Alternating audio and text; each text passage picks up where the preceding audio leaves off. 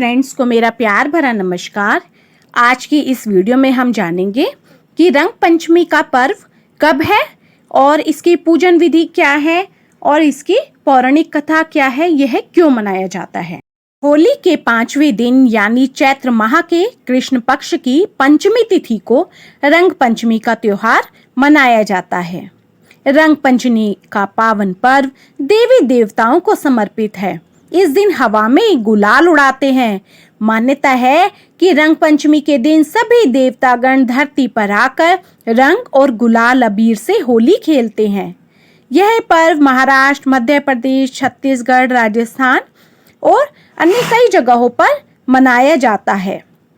चैत्र मास में कृष्ण पक्ष की पंचमी तिथि को मनाए जाने के कारण इसे कृष्ण पंचमी के नाम से भी जाना जाता है।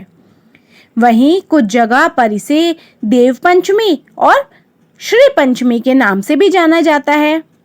कि अब हम जानेंगे कि इस साल रंग पंचमी कब है और किस तरह मनाई जाएगी। पंचांग के अनुसार चैत्र माह के कृष्ण पक्ष की पंचमी तिथि की शुरुआत 29 मार्च को रात 8:20 पर होगी और अगले दिन 30 मार्च को रात 9:13 पर इसका समापन होगा।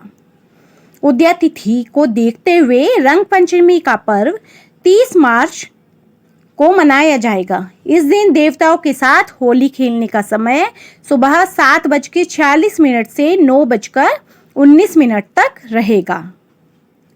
मान्यता है कि रंग पंचमी के दिन भगवान श्री कृष्ण अपनी प्रेयसी राधा रानी के साथ होली खेला करते थे।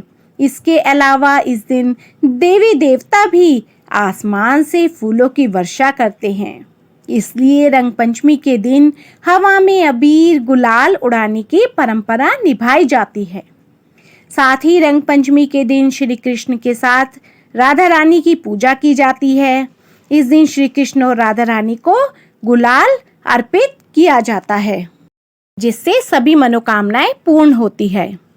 कई जगहों पर रंग पंचमी के दिन जुलूस निकाले जाते हैं, जिसमें हुरियारे अबीर गुलाल उड़ाते हैं। रंग पंचमी के दिन हवा में अबीर और गुलाल उड़ाए जाते हैं। मान्यता है इस दिन वातावरण में उड़ते हुए गुलाल से व्यक्ति के सात्विक गुणों में अभिवृद्धि होती है। साथ ही तामसिक और राजसिक गुणों का नाश होता है। इसलिए इस दिन शरीर पर रंग ना लगाकर वातावरण में रंग बिखेरा जाता है। अब हम जानेंगे रंग पंचमी की पूजन विधि। रंग पंचमी के दिन सुबह स्नान करने के बाद व्रत पूजा का संकल्प लें और घर के किसी साफ स्थान पर एक पटिये पर भगवान राधा कृष्ण की तस्वीर या प्रतिमा स्थापित करें। तस्वीर के पास ही तांबे का पानी से भरा कलश भी रखें। इसके बाद तस्वीर पर कुमकुम से तिलक लगाएं और फूलमाला पहनाएं। कलश पर स्वास्तिक का चिन्ह बनाएं और उसके ऊपर मोले बांधें। राधा कृष्ण जी के सामने शुद्ध घी का दीपक जलाएं, धूप बत्ती करें, कथा करें। इसके साथ ही फूल, अबीर, गुलाल, रोली, चावल, पान आदि चीजें एक एक करके चढ़ाते रहें। गाय के दूध से बनी खीर का भोग लगाएं। आसन पर बैठकर ओम श्री श्रीये नमः मंत्र का जाप कमलगट्टे की माला से करें। कम से कम एक माला अवश्य करें।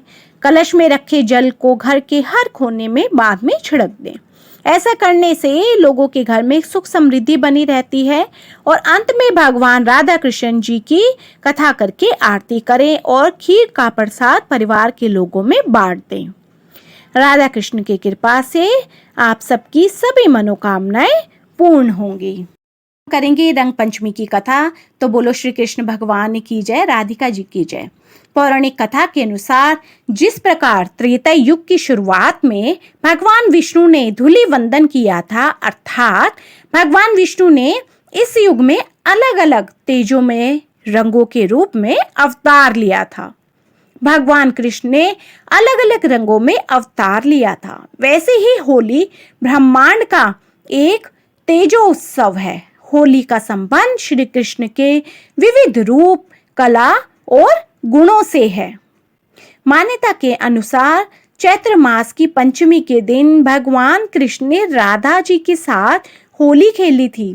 उनको खेलता हुआ देखकर सभी गोपियां कृष्ण के साथ होली खेलने आ गई। उसी समय पृथ्वी पर ऐसा मनोरम दृश्य हुआ जिसे देखकर सभी देवी देवता मंत्रमुग्ध हो गए और सभी गोपी और ग्वालों का रूप धारण कर पृथ्वी पर होली खेलने के लिए आ गए थे। उनके आने की खुशी में सभी ने हवा में गुलाल उड़ाया। तभी से रंग पंचमी को गुलाल उड़ाने की परंपरा शुरू हो गई। एक अन्य कथा के अनुसार भगवान राम ने अपने 13 वर्ष के दीर्घ वनवास के दौरान इसी दिन रंग पंचमी के दिन चंदेरी को पार किया था और भूमि को पवित्र किया था। इस दिन उन्होंने यहाँ अपना कदम रखा था।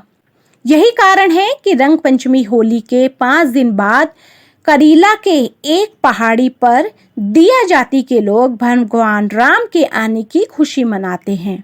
इस दिन लोग नृत्य करते हैं और एक दूसरे को गुलाल लगाते हैं और गुलाल उड़ाते हैं। एक अन्य कथा के अनुसार कामदेव के द्वारा भगवान शिव की तपस्या में जब विघ्न डाला गया था तो क्रोधित होकर शिव जी ने उन्हें भस्म कर राख में बदल दिया था। इस पर देवी रति व अन्य देवताओं के अनुरोध पर शिव जी ने कामदेव को पुनः जीवन दान दिया था। इस घटना से सभी देवी देवता अति प्रसन्न हुए थे और उन्होंने रंगोत्सव मनाया था।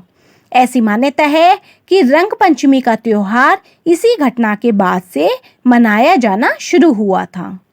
तो इस तरह रंग पंचमी का त्योहार सभी देवी देवताओं के द्वारा बहुत अधिक उत्सव के साथ और खुशियों के साथ मनाया जाता है।